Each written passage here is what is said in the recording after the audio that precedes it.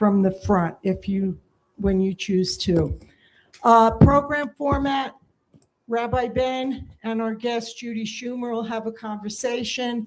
Then we'll go into Q&A, and then we'll welcome all of you for some light refreshments in the lobby. So I think that covers, and please silence your cell phones, and let's wave to everyone in virtual land who's Zooming in with us, and welcome them with us today. Okay. The United Nations General Assembly created January 27th of each year to be the anniversary of the liberation of Auschwitz-Birkenau as International Holocaust Remembrance Day. So that will fall, today's the 25th, it'll be on Tuesday. And this year's theme is Bridging Generations. It's a reminder that the responsibility of remembrance does not end with the survivors. It lives on through our children, grandchildren, and all of us. So today our Rabbi Benjamin Zober will be having a conversation with our longtime Sinai member, Judy Schumer, and you'll learn about Judy's rich history and her connection to Holocaust education here in Northern Nevada. And with that, I'll turn it over to Rabbi Zober, with thanks to our Temple Sinai board for supporting and helping us run this program, and to Tommy Seidel and Michael Gordon, who have invited in our virtual friends. Rabbi Ben. Thank you. Thank you. Thank you, Jill, and Judy, thank you for being here. My pleasure. So, well, I guess I should warn everyone we're going to jump around, I think, a little bit in time because you have things to share from a vast swath of it, but we'll get right to it. We start off the way we start off all of our conversations to say that I met you at Sinai. What brought you here for the first time? What brought you into all of this? Well, when we were ready to retire, around a few years before, our daughter Reno, over here, came to Reno for graduate school. And she met her husband, Bill, here in Reno. And one year we were visiting and we were all skiing. And Bill and I were on one lift, and Rena and Gary, my husband, were on another lift. And as we were going up on the lift, Bill started talking to me that they were going to, we know, we're getting married this summer, and Rena and I plan to have children. And we would really like it if you and Gary retired out here.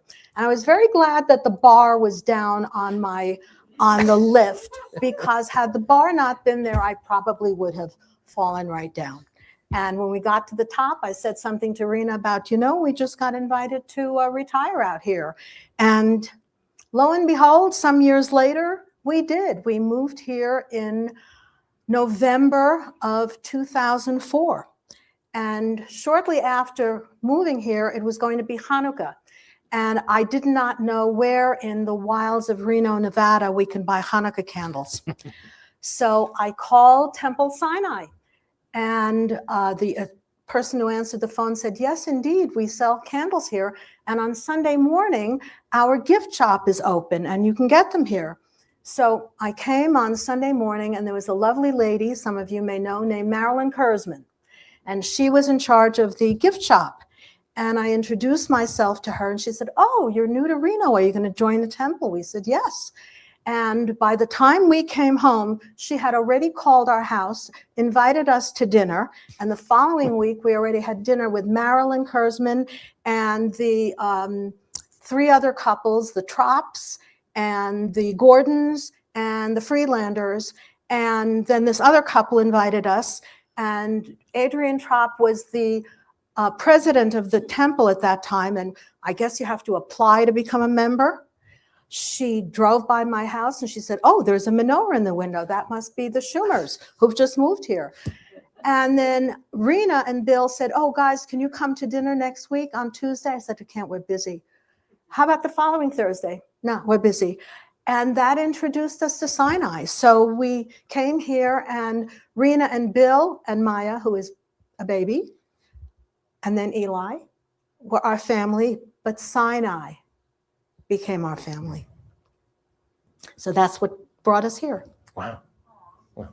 Long story for a short, But lovely, and that's the way it should be.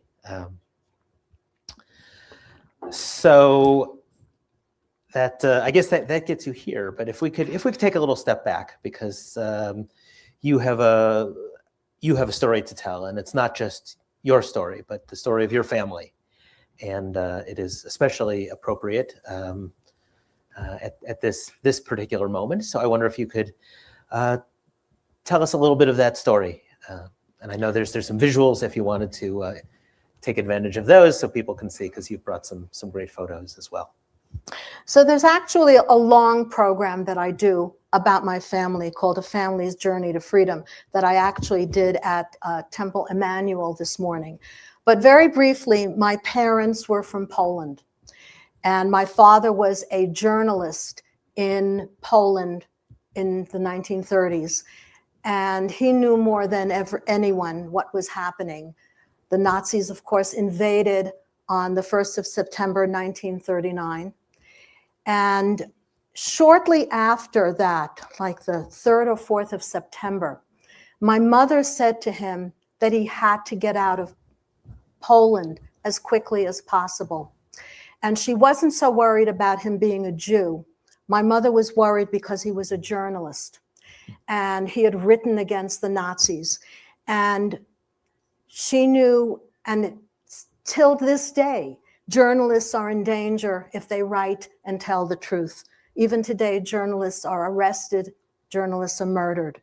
And so my mother was very concerned that he would be arrested if the Nazis win and beat the Poles and come into Poland.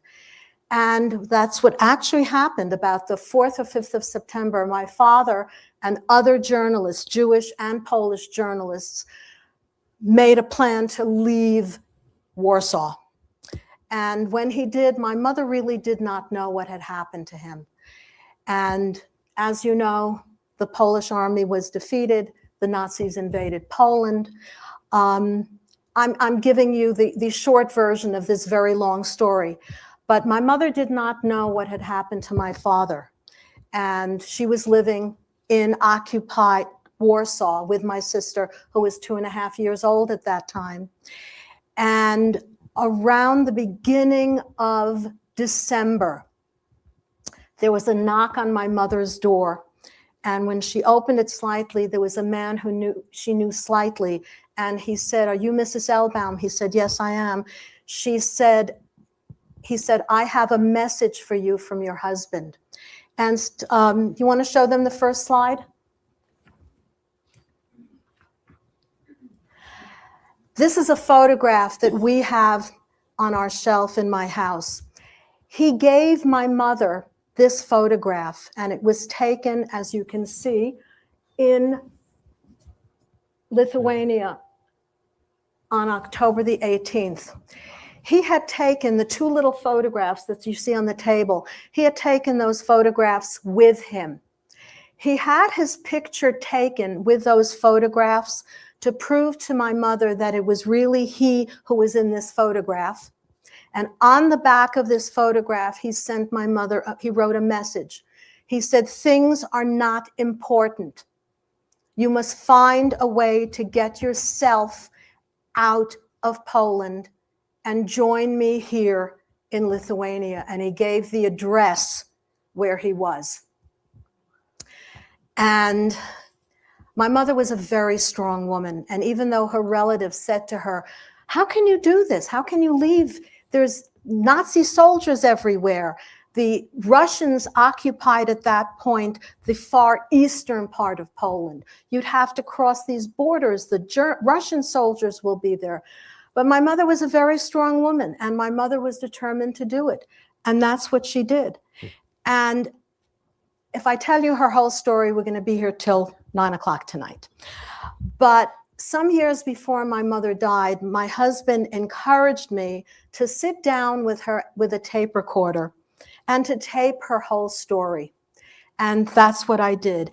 And it was actually, Yeah, we put it into a book called Esther's Journey. Esther's Journey, written zoom in on that. in first person, as if she was telling me the story.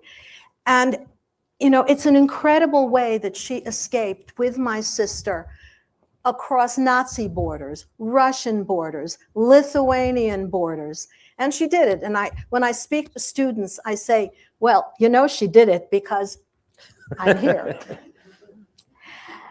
And she made it to Lithuania.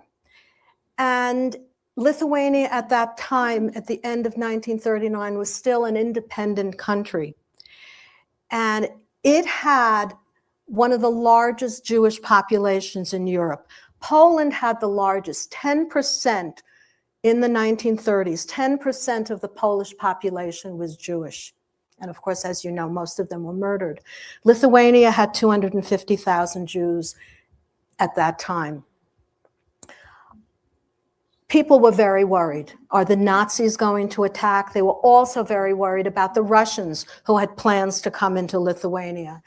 And they were trying to find a way to get out of Lithuania somewhere. It was very, very hard for Jews to get visas anywhere. There were very few countries that were saying, sure, come here. It wasn't happening. Through various ways, they approached a Japanese consul, a representative from the Japanese government who was in Lithuania at the time, and his name was Chiyune Sugihara. And can you show the second one? He met some Jewish families and became very friendly with them. And when they asked him about getting visas to go to Japan, he said, let me think about it. In those days, it wasn't enough just to have a passport. You needed to have various visas. You needed visas to exit a country. You needed visa to go across a country called transit visas. And you needed entry visas. You needed permission to come into a country. And he sent a telegram. When I speak to students, I ask them, how do you think he sent a message in those days? And they'll say, email? A few of them know what a telegram was. And he sent a telegram to the foreign office in Tokyo, asking for permission to give out visas, and he was told no. He sent another telegram asking if he could issue visas, and they again said no. And he sent a third one. The third one was a very powerful answer from the foreign minister of Japan, whose last name was Tanaka, basically forbidding him from issuing these visas and telling him they do not want to hear from him again about these visas.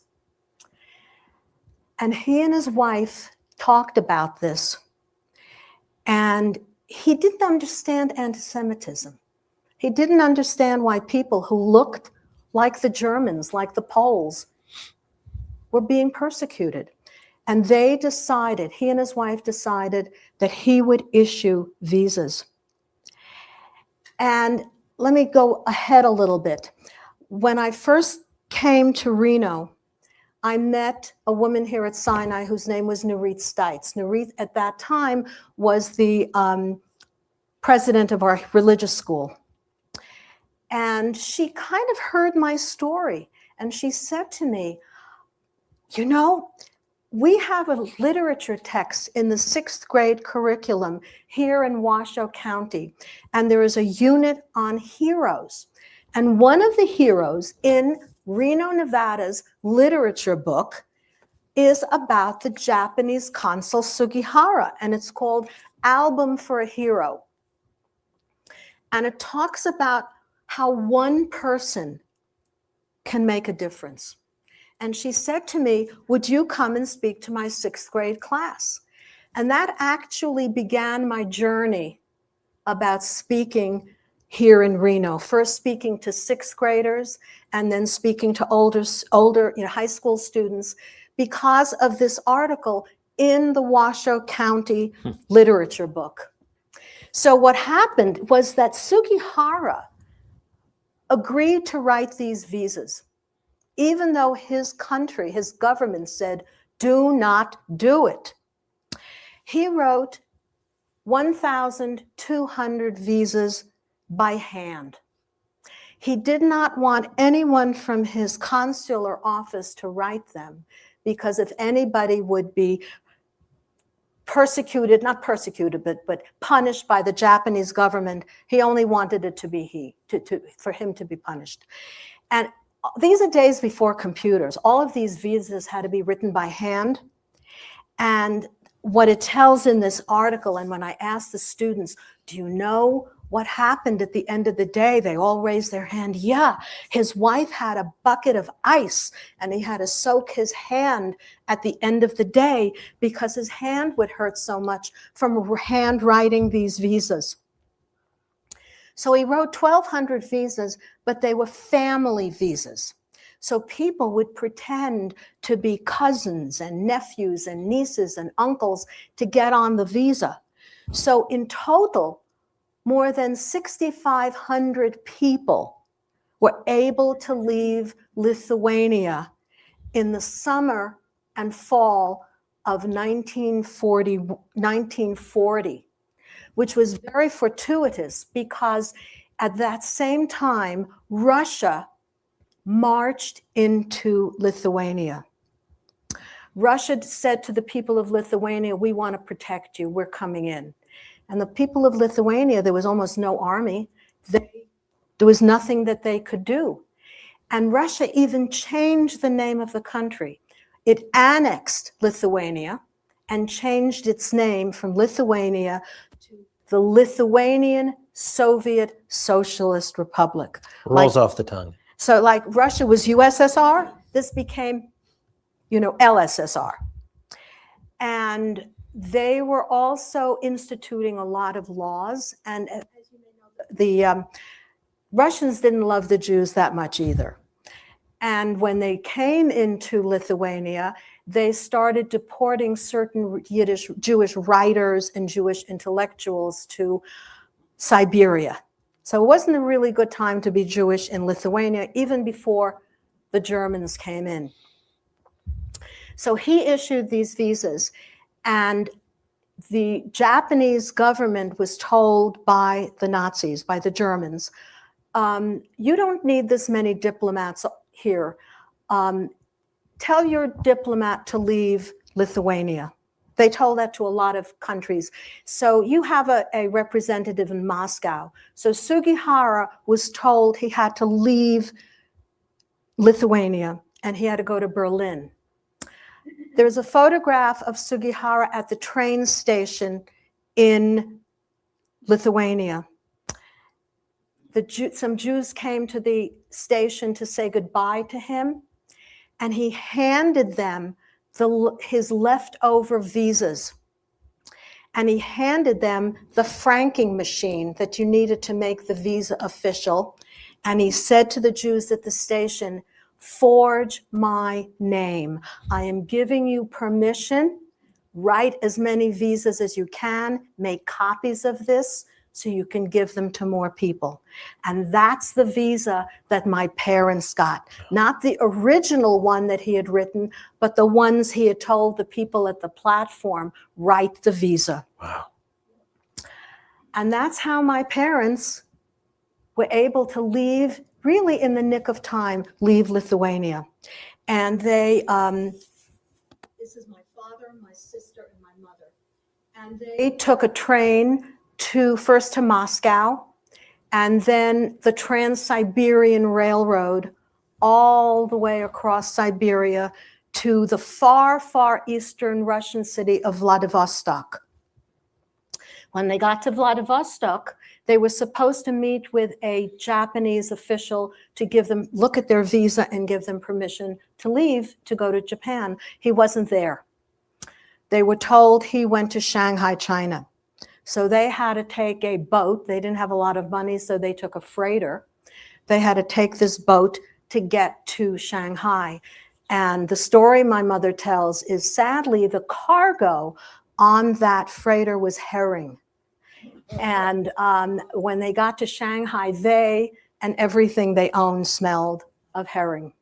But they did get to Shanghai, and they found this official who looked at this phony, really, visa, stamped it, and they took another freighter and they went to Japan. And in Japan, when they got there in 1940, late 1940, there were probably 1,600 Jews in the city of Kobe, all of whom had gotten visas from various ways to get to Japan. But they didn't plan on staying in Japan. They needed to get a visa somewhere else. But the world was not giving visas to Jews. It was very hard to get a visa to leave Japan to go to America, Australia, Cuba, South Africa, Argentina. So my parents were in Japan. They were living with a Japanese family in a rooming house. And that's where the man who owned the rooming house spoke some Russian, and my parents spoke Russian. So that's how they were able to communicate. And you want to show the next photo? That's my family in Shanghai. But it's actually later in Shanghai, but we had gotten to Shanghai. But let me go back, go take that one away. I'm going to backtrack a little bit. I'm jumping around. When they were in with this Japanese family in Kobe, Japan, and I said my father spoke Russian, that's when the Russian-speaking man told my parents two things. The first thing he told them in June of 1941, that the Germans just broke their pact with Russia, and the Germans invaded Russia. And they also invaded Lithuania at the same time. There were 250,000 Jews living in Lithuania at that time. Within 2 months, they were either put into a ghetto or deported to Treblinka or Auschwitz. Lithuania had the largest percentage of Jews murdered in the Holocaust because of the collaboration of the Lithuanians. The Nazis were anti-Semitic, the Lithuanians were virulently anti-Semitic. And when there was a Jewish family hiding in Lithuania, there were Lithuanians who would say, over there's a Jewish family hiding there. So of those 250,000 Jews in Lithuania, 95% were murdered. The highest percentage of Jews murdered percentage-wise murdered in the Holocaust. So had my parents not been able to escape Lithuania, I wouldn't be here. The other thing he told them in the summer of 1941 was that the Japanese government said all Westerners must leave Japan as soon as possible. Summer of 1941, what was Japan planning for later that winter? They were planning to attack Pearl Harbor, and they did not want any Westerners living in Japan. So my parents had to leave, and there was only one place they could go, and that was the Chinese city of Shanghai, because Shanghai did not require a visa.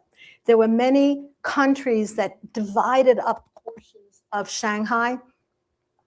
They were arguing with one another who was in charge, the Russians, the French, the English, the Americans. So no one required a visa.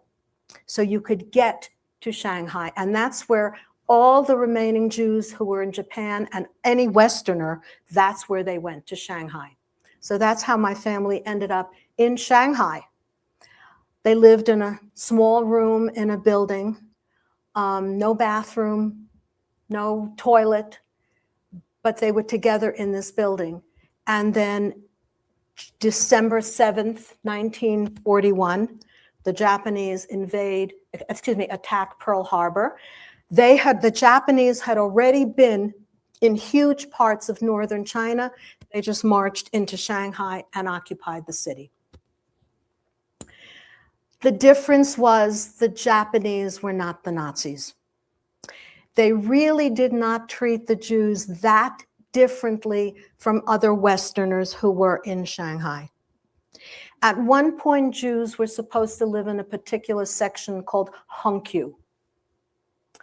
But it was a very porous area. You could go in and out. My sister went to school. People could go in and out. It wasn't like the Warsaw Ghetto at all. And the Chinese people were wonderful to the Jews at that time. Gary and I were in China, in Shanghai, in 2010, and in front of this area, which was the Hongqiu area, there was a plaque that Israel gave to China, to the people of Shanghai, and it's written in Hebrew, Hebrew, English, and Chinese, thanking the people of China for how well they treated the Jews during the war. So we were living there under Japanese occupation. There were 3 Iraqi Jewish families that had lived in Shanghai from the 1880s. The Kaduri family, the Hardoon family, and the Sassoon family.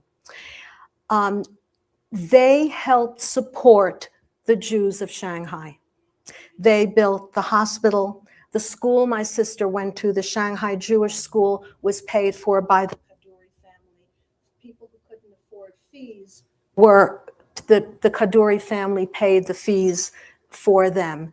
And what was interesting is because Iraq was a British protectorate at that time, the men of those 3 families, Mr. Sassoon, Mr. Hardoon, and Mr. Kaduri, were then arrested by the Japanese and interned in an internment camp north of Shanghai. So the children and the women in the families lived in Shanghai, but the men, because they were considered Iraqi, they were British subjects, they were arrested, but they were not really harmed, and they continued helping the Jews of Shanghai. And then April of I'm going to segue quickly, the war has gone on. My parents were there from 1941, and April of 1948, April of 1945, the war ended in Europe. August 1945, the war ended because of the bombing of Hiroshima and Nagasaki. And within a few days, the British Army marched into Shanghai and liberated the city of Shanghai. So we were liberated. And, you know, as poor as my family was during the war, and everyone was poor, the Chinese were poor, everyone was poor, we were together. We lived in one room, but we were together in that one room. It couldn't compare to what had happened to the Jews in Europe. And really, my parents didn't know what was happening very much until way after the war. So we can go back to that picture. No, one before, that one. So that was us in 1947. Now, how did I come into this picture? I was born in October of 1945, 2 months after the war ended, and I was born in Shanghai Jewish Hospital, which I always thought was an interesting name, yeah. Shanghai Jewish Hospital, which the Kaduri family had funded. And we are waiting for a visa somewhere. Tried to get visas to Australia, South America, really wanted to come to the United States. In those days, America required a sponsor. You couldn't just, apply for a visa and come on your own. You had to have a sponsor who guaranteed you would not become a burden to the people of the United States.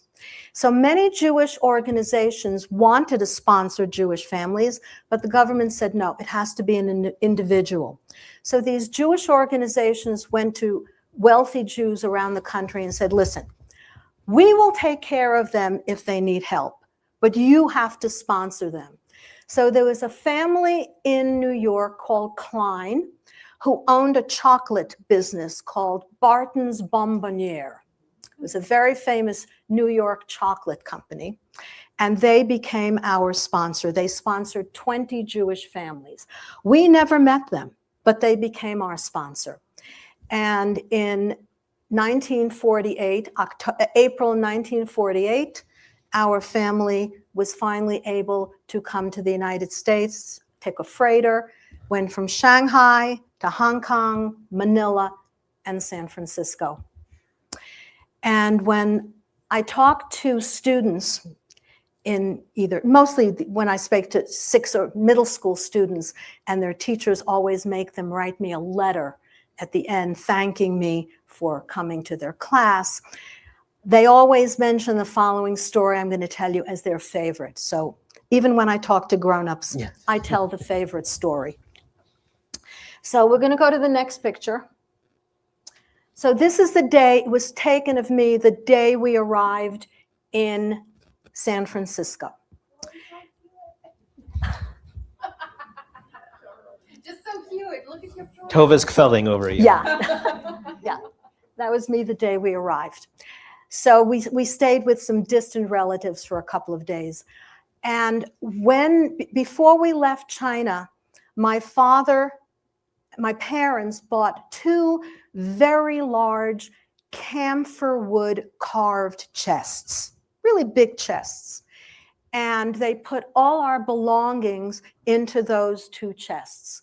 And my father went to the lumber yard and he bought wood to make crates, and he put those 2 camphor wood chests into the crates. And those went into the hold of the ship.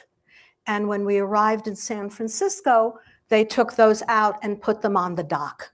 And my parents, from what I was told, were pushing them. First, they went through the passport control, checked our passports, and then further down the dock was customs.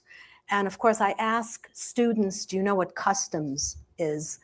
And a few of them know, but they really don't. And I explain that they have to look through our luggage.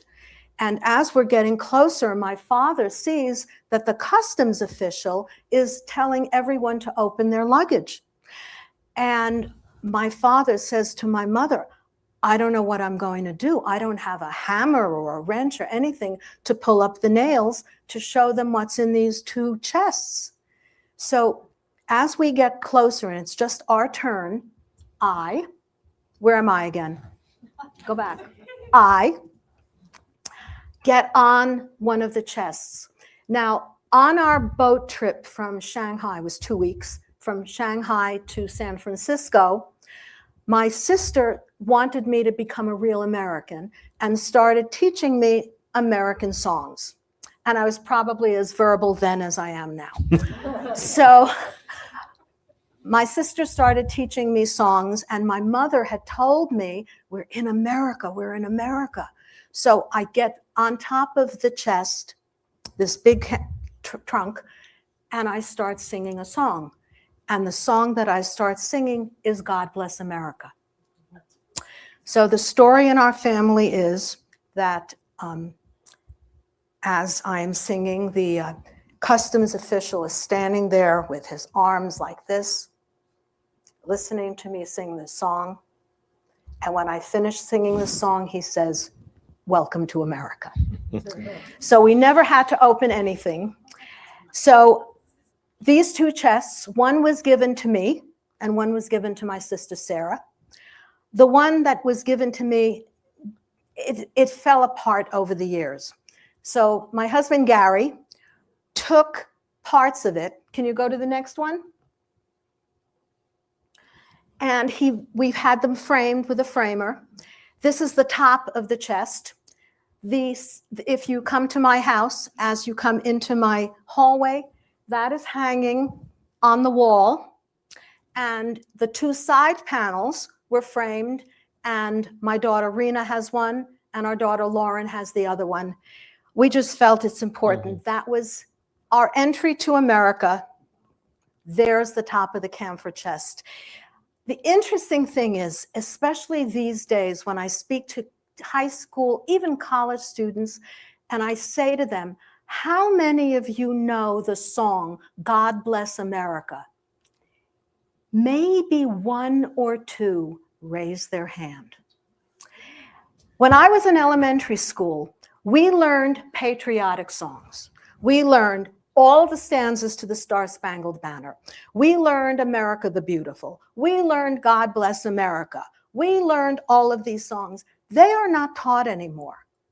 And so I actually have, when I was speaking to James McSpadden's college class a few years ago, and even the college students said to me, they don't know, they never heard. Did you ever hear of Irving Berlin? No. So I have a short video, maybe some of you would remember. There was a singer long ago in the 50s and 60s whose name was Kate Smith. And Kate Smith has this incredible version, and she was a very stout woman standing on a podium singing God Bless America. And I play it for the college students because they have truthfully never heard the song. So I'm sure I don't have to tell any of you what that song is, but it's just so interesting that young people today, they have no idea. So we came to America. Now, if I can, Yes, not to, sure. I just, because I would love to hear, I think people would enjoy this well. I understand there was a story on the ship regarding the food. So I was actually just telling that story to my grandson as we were coming home from alpine ski the other day. On the table on the ship was a bowl of hard-boiled eggs, and they were white. And my mother told us, don't eat them because they've been bleached. My mother and my family had never seen a white egg because in Europe and Asia at that time, all eggs were brown. Children's books with eggs were brown. So she thought the eggs were brown. She also thought the bread was bleached because it was Wonder Bread. And they had never eaten this soft white bread that they refer to as cotton bread. Because in Europe and in Asia, bread is brown and strong. And she realized things were going to be different in America. So then, yeah.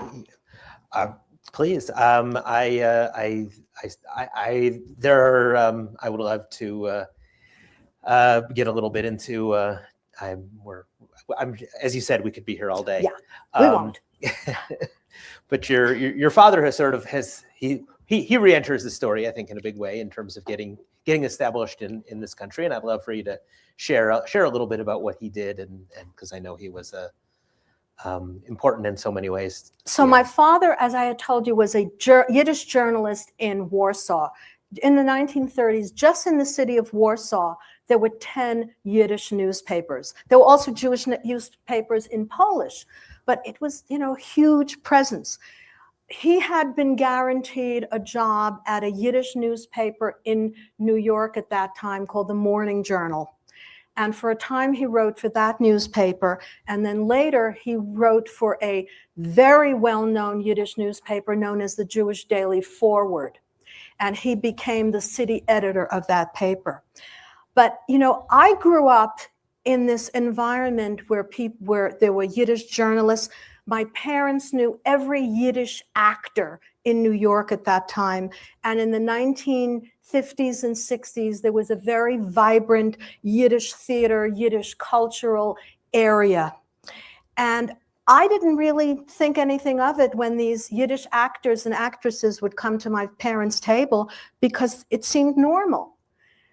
In the 1950s, when my father became city editor of the Jewish Daily Forward, and actually early 1960s, over there at that desk was Isaac Bashevis Singer, who later won the Nobel Prize in Literature.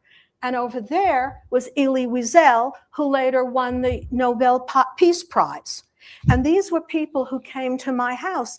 But I thought, gee, everybody has, future Nobel Prize winners at their table. It was normal. And can you show the next slide? So this was in 1968. And this is my father is the second from the left. And this is when Bobby Kennedy was running for president of the United States, just shortly before he was assassinated.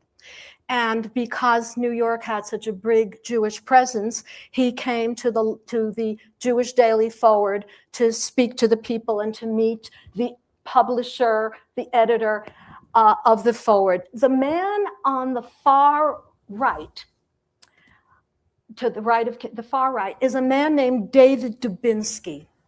At that time, David Dubinsky was the head of the International Ladies Garment Workers Union. At that time, clothing was still made in the United States, much of it made in New York. And if you wanted the vote, the Democratic vote in New York, you needed to talk to David Dubinsky, because this was the unions in those days were very, very powerful. The men's union, by the way, was known as the Amalgamated. So probably he then went to speak to the head of the Amalgamated Union. But this was a photograph, and there's my father on the far left, because these were the people he met. And to me, growing up, well, yeah, everybody meets Bobby Kennedy or David Dubinsky or Elie Wiesel, because it seemed normal to me. It's only later when I realized, wow, this was some childhood that I had. But when you're a kid, you don't really appreciate it as much. So that's, yeah. Unfortunately, my father died very young. My father died in 1969. He was only 62 years old. But he was a big presence in our home. Yeah. And for what I know you've said previously and talked about him being a teacher, and perhaps not surprisingly, that's that is what you have done with your life. And I'd love to kind of I'm sure that you could tell us stories all day long about people you had at dinner, and yes, years later realized, oh, they were somebody. Yeah. But I want to talk a little more about you and your journey and all the various ways that you've been a teacher, because you have taught in and out of classrooms and continue to do so. And so we had left off. You had become members of this congregation. Yes. So as I told you, because of the article, Nurit invited me to speak to public school, to sixth graders, and that segued. Another teacher heard about me, and another teacher, and I talked to a lot of the middle school kids here, and then a high school teacher heard, and I started doing that. And but that was basically what I was doing in terms of teaching. But let's go, I'm going to skip that part and go back to just a year after, not even a year after we moved here. And Maya, my granddaughter right over there, was 2 years old, and Eli was an infant. And my daughter said to me, is there a program for really little kids here at Temple Sinai? And I said, I don't think so. I'll ask Rabbi Myra. And Myra said, well, there used to be something, and we don't have it anymore. So, of course, my daughter said to me, Mom, why don't you start something? And I said, well, I've never taught little kids. I was a middle school and high school teacher, but, sure. So I asked Myra, and Myra said, sure. And I said, what do you call the class here? In the synagogue we belong to in Teaneck, I never understood why, but the program for the really little kids was called Cradle Roll. Have you ever heard of that before? No, I thought that was something that you put the sides up on to avoid. They called the program for the really little kids Cradle Roll. So I asked Myra about a cradle roll. She said, what is that? I said, the program for really little kids? She said, no, it's called Torah. It's called Torah for Tots. I said, okay, sounds good to me. And so I started with my granddaughter, and some other little kids. And it's been 21 years. I'm still doing it. My granddaughter's 23, my grandson's 21 soon. And you know what? It works. Yeah. So Yeah, still going strong. I am still doing it. And, we have this year, I have 12 little ones, and they're all cute and adorable. And, I still will continue doing it. So that's one of the things that I do. But shortly after starting to speak to the students, there was a lady I met at on Friday night here at Temple Sinai. A lady who is actually shorter than I was. I loved her. Named Martha Gould. And we were talking about something, and I noticed that Martha Gould had something on her lapel. Can we go to the last slide? I noticed she was wearing a pin. Now, of course, Hebrew reads in that direction. And the pin says, Zachor, remember. And I paused what I was saying, and I said, Martha. Oh, thank you. Thank you. I paused, and I said, Martha, where did you get that pin? And she said, I got it from a man named Ben Lesser who lives in Las Vegas. And he had gotten it in New York as a child. And I said, that's really amazing, because many years ago, many years ago, when I was about 11, my father took me to an exhibit of Holocaust photographs at the Jewish Museum in New York.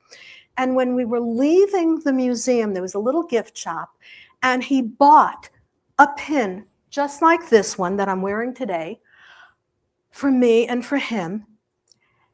And as we were walking to the subway, I said to my father, why are you always taking me to these exhibits and talking about the war? And he stopped and he said, look at what the pin says. The pin says, remember. If you do not remember what happened to the Jews in the war, if you do not remember the people who were murdered in our family, and if you don't tell others, then the world will forget.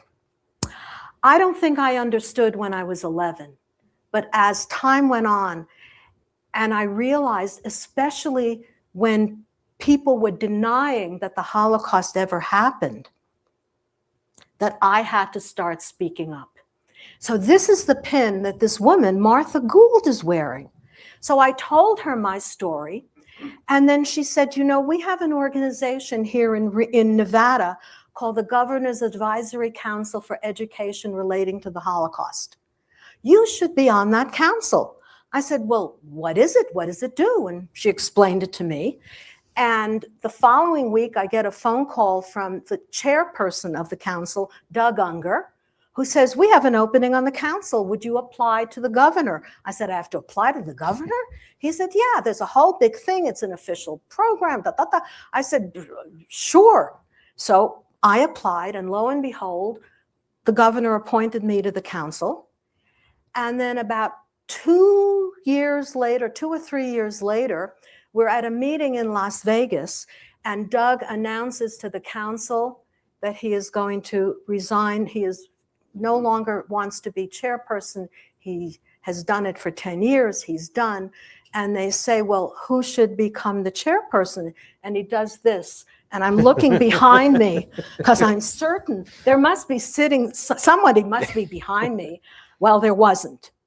And I was thinking about it. So I don't know, some of you know my good friend, Mindy Hertz. Mindy was on the council at that time, and she was at the meeting, and we were at Las Vegas airport, and it was very windy, and our flight was delayed. And I called Gary, and I said, Gary, our flight is delayed. And Gary said, you're not coming home tonight. It is really windy here in Reno. We weren't coming home that night. So we went out to dinner, we got a hotel room, and Mindy remembers a little bit differently than I do. But I remember she said to me, Judy, if you become chairperson, I will be the treasurer. And that's the only way I would do it, because I'm good at certain things. I'm not good with finances. So that's what happened. We were both voted in as chairperson and treasurer. And Mindy's not here right now, but I can tell you, she wasn't just my treasurer, she was my treasure. For 6 years, we worked together, and it was amazing doing it with her. And while I was chairperson, I found out that Ali, some of you know Ali, the Osher Lifelong Learning Institute here in Reno, was doing Holocaust commemoration programs under the auspices of this amazing woman named Julia Oversluit. Julia Oversluit's parents were Dutch people who saved 2 Jewish families, and they had been recognized as righteous among the nations. And she was doing Holocaust commemoration programs here. And I thought, you know what? The council should do it with Ali. And that's how I became involved with doing the Reno Day of Remembrance that takes place every year on Holocaust Commemoration Day, which in Hebrew is called Yom HaShoah. Tuesday is International Holocaust Commemoration Day. The day that is done in April, usually happens in April, is the official Israeli Day. And it takes place 1 week after the last day of Passover and 1 week before Yom HaAtzmaut, which is Israeli Independence Day. And they picked that time because the uprising in the Warsaw Ghetto happened on the eve of Passover. And we have that program every year, and I've been involved with that now, God, I don't know, 8, 9, 10, a long time. And so I stopped being chairperson of the council. I had done it for 6 years, and Mindy and I said, time to give the mantle. But I still continue being co-chair with Gay Warner, right over here, who is from Ali, and we together do, and I love wonderful partners, and she is just a fabulous partner for me. We do the Holocaust Commemoration Day, which this year— Please tell us about this year's celebration. Yes, this year. April 14th, I Yes, believe. this year. The topic is Witnesses, a Holocaust testimony in words and art. And I do the first part of the program, and then we have this amazing speaker who is a professor at Trinity College in Hartford, not Trinity College in Ireland. And he will be speaking about something called the Ringelblum Archive. And by the way, I have the official invitation comes out later in February, but our registration is live. So before you leave, if you want to take a flyer and give it to your friends, everyone is invited. It's free, it's open to the public, and you can take one and you can register even now if you want to. There was a historian during the time of the Warsaw Ghetto whose name was Emanuel Ringelblum. And he wanted to write down the documents, write down everything that was happening in the Warsaw Ghetto at that time. And he got people, friends of his, people who he thought would be interested in doing this. And every Saturday, they met in a cellar and started writing everything that was happening to the Jews of the ghetto. And they hid those in milk cans, which they buried. And after the war, I think there were 5 milk cans in total, and I think 3 have been found. And he is an expert on this. He wrote a book about the Ringelblum Archive. And when I wanted this to be part of our program, I looked to see who's an expert, and I found Professor Kassoff, and we communicated, and he was kind of hesitant. Oh, the flight from Hartford to Reno. Well, 2 years before, we had Jan Grabowski, and Jan Grabowski is a famous Holocaust expert, but lives in Ottawa. So I said to Professor Kassoff, Jan Grabowski schlepped here from Ottawa to Reno. You can go Hartford to Reno. And he said, all right, I'm coming. So that's who's going to be talking. He's a wonderful speaker. And I hope you all come and tell the people you know, because it's not just what I'm telling you. We need to let people know what the true story was. And as all of you know, there is a tremendous rise of anti-Semitism going on right now. I mean, when I woke up the Sunday that the Bondi Beach massacre occurred, all I could think of is, again, and again. And so, why am I still doing this at 80? I'm doing it because I need to. My father was a teacher. I need to. Thank you for that. And by the way, if anybody wants, you want to go back to the pin? If anybody wants a Zachor pin, I have Zachor pins for you. So you can wear them. And if somebody says to you, what is it? You can say, I remember. I know. Anyway. Well, I could listen to you all day. But I suspect, and I have certainly dozens more questions, but I know that there's people who have been listening and sitting very patiently, and I know they certainly have things that they would like to ask. So in our last few minutes here, we will turn it over. Please, if you only speak, if you have a microphone, so that the people online, hello, Internet land, can hear you. And if there are people online who have some questions, they just let the folks who are manning the stream know, and they will be your voice. Yeah, Judy, first Yes. of all, your contribution to Holocaust education in the state of Nevada cannot be measured. Thank you. But you mentioned, when you were mentioning about students not knowing Kate Smith, not knowing the patriotic songs, that actually highlights another issue when we have as far as in our schools of teaching of history, this type of thing. So I'm really curious, what is the expression on students' faces? What are they thinking as you're explaining this? Because probably not only do they not know, the chances are their parents don't know. So what do you see in their expressions as you're telling them this, and it hits them, oh my God. It's, especially the students who've read the article, the fact that they meet someone who is affected by someone is very powerful for them.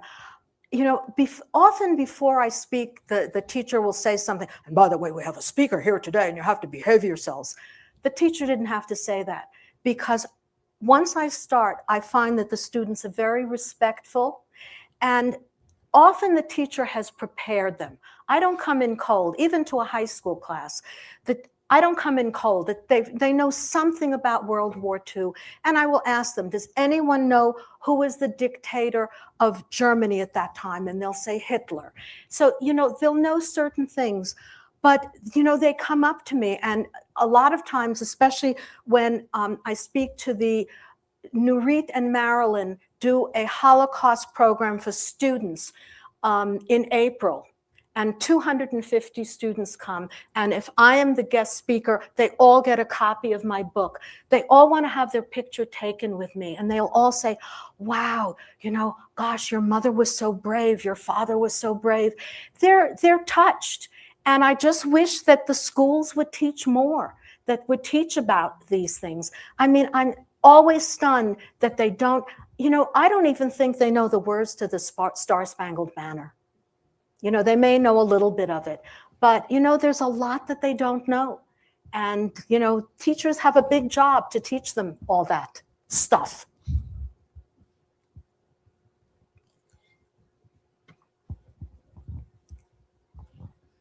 Hi. So I think one thing that I would love to hear a little bit more about from your family I mean, with all that moving around and the escaping and this, Japan and then China and then finally America, it seems like it seems obvious that it was such a huge upset in the trajectory of your family. And when we think about things like, oh, you have to work this many years and save this much to retire, and your kids have to hit these education milestones. So what sort of things do you credit your parents with for either keeping your family on track or getting back on track once you got settled, as far as a path toward success, as your father clearly, achieved later in life once you got to America? Well, as with many immigrant families, education was the most important thing. And, my sister went to school, I went to school. But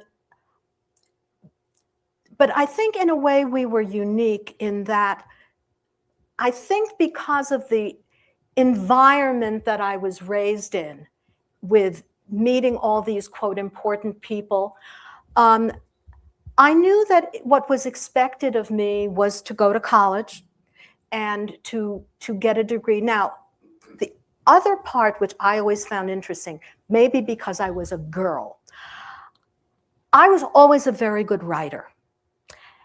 I think that had I been male, I would have been encouraged to go to the Columbia School of Journalism and become a journalist like my father. But I was a girl. And I was encouraged to go to college to become a teacher. And it's only later that I realized that I should have probably followed in the footsteps of my father, but I was a girl. So, what should I become, a nurse or a teacher? I became a teacher. And that was also the environment of the 1950s and 60s. That's what girls did. Girls did not apply to the Columbia School of Journalism or become engineers. But so, that was part of it. There were two types of Holocaust survivor families, and I think that's true in whatever country they ended up. There were some people, some survivors, who would not talk about it. They did not want to talk about it. The war was over. Leon Malmet, who is with us today, who is a survivor, when did you start speaking about your experiences? How old were you when you started speaking, Leon? I didn't speak for 60 years, 60. 60 years he did not speak about what happened to him in the Holocaust. He was a child survivor from France. His parents were murdered in the Holocaust. So that was one kind of family. They didn't speak about it. They didn't want to tell their children. The other side, which was in a minority, I think, was my kind of family. With this was dinner table conversation. We always spoke about it. My parents did not want me to forget.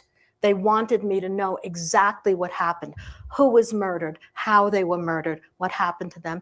And I have to tell you, I carry on that tradition because my two daughters knew what happened. My grandchildren know what happened.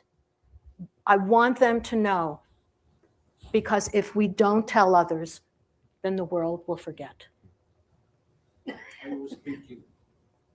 Please. I was speaking to the grandson of my foster brother, the son of the couple who saved my sister and my life during the war, this morning. And I was saying, Daniel, he lives in France. And I said, I do regret that I never asked a question. I lived after the war with this wonderful couple, heroes, for 7 years. And I don't think I've asked one question about the war, about my parents. It was kind of a taboo. It was too emotional. And I didn't speak for 60 years because I didn't want to bother anyone with the stories that were utterly horrible. That's the reason why I stayed silent for such a long time. It took me a visit with my sister and also speaker invitation to my sister with a crowd about 400 people in the room for me to speak. And things have changed actually. There's so much anti-Semitism today that I'm very surprised that almost every time I speak, which is about 2 or 3 times a month, that there is security. And I was speaking not too long ago in San Jose, about a year ago, and I came in through the back door, so I was asked to do that. And there were 3 security people in uniform with a gun, and I said, who is here? Senator, congressman? And I said, we're here for you. So I cannot say I was happy. Yeah. Well, at the program in April, we have metal detectors. We have security guards. I once came early, this was about 4 or 5 years ago. I came early and I had put some books on a table inside, and there was a security guard with a dog. And I said, I have books over there. And he said, I know, we were there already. So they had, I guess, bomb-sniffing dogs there early in the evening. Yeah, it's very difficult that this is what it's come to, that we have to have metal detectors for a program. Yes.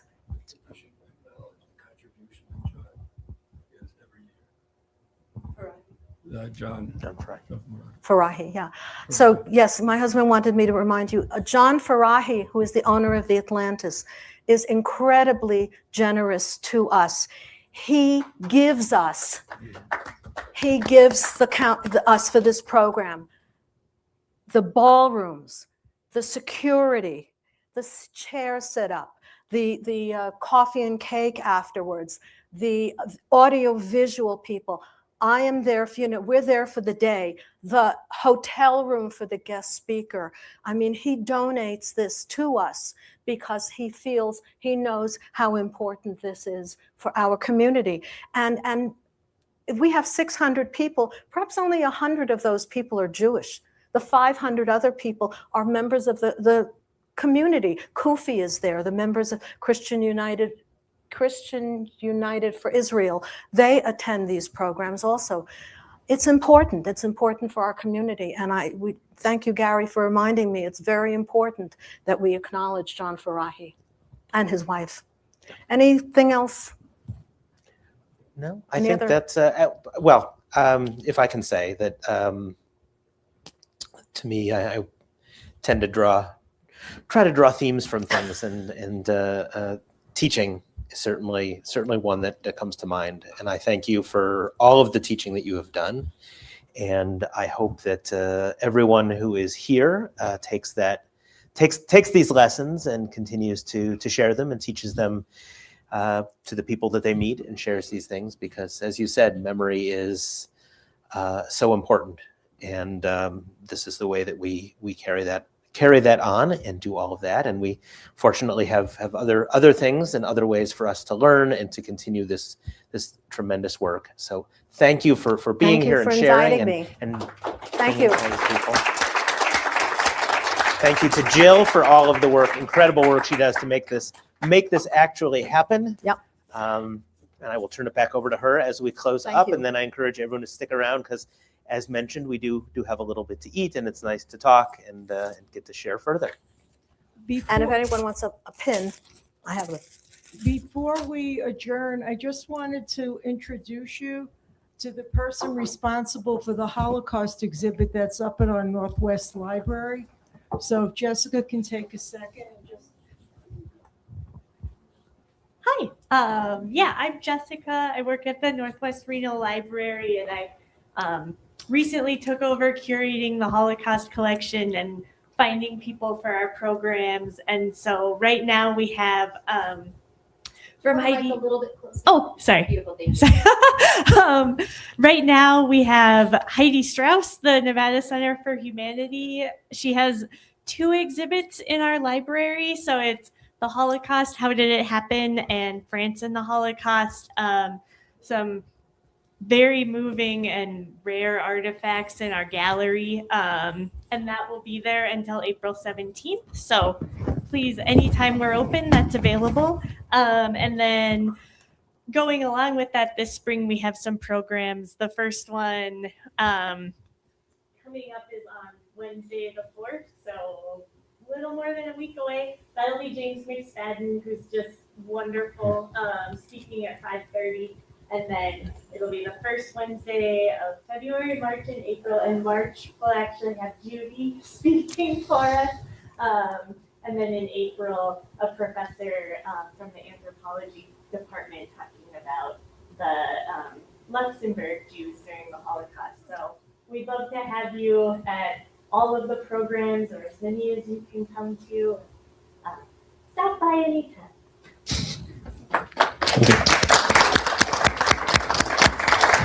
And before we close, I just would like to acknowledge our synagogue president, Zober. As I mentioned before, Tommy Seidel and Michael Gordon, who have been handling all of our tech today. Really appreciate that. For those of you who've never been here, welcome, and I hope you go home remembering all kinds of different things today. History has a way of repeating itself, and I think it's particularly relevant that this conversation was had in the climate of the world we live in. So I think that in itself is something worth remembering. Our next two news session will be February 22nd, and our topic will be reproductive rights, and that's in conjunction with Reproductive Shabbat.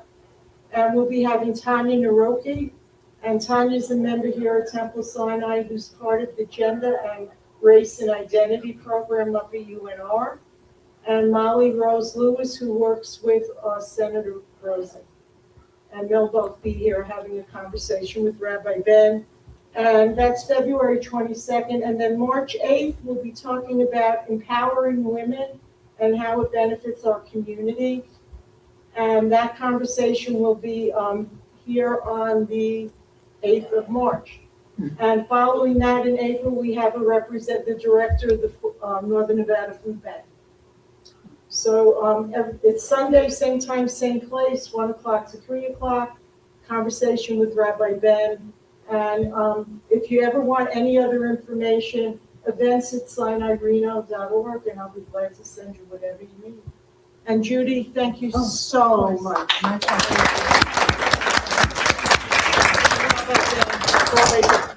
Thank you. And so please join us for refreshments. Thank you again. That was wonderful.